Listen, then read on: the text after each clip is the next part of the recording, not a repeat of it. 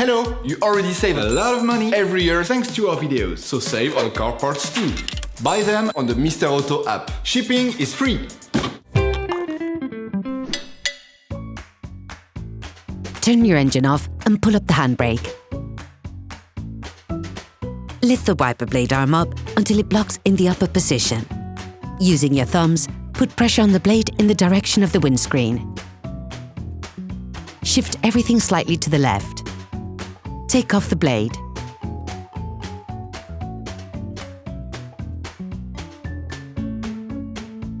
Pivot the hook of the wiper arm until it's perpendicular with the wiper.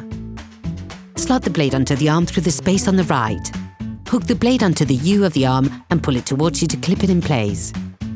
Put the arm back down onto the windscreen without releasing it.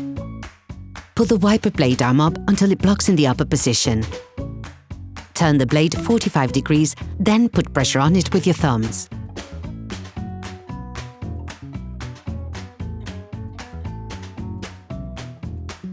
With the new blade, do the same operation, but backwards this time. Apply pressure towards you using your fingers. Operation completed.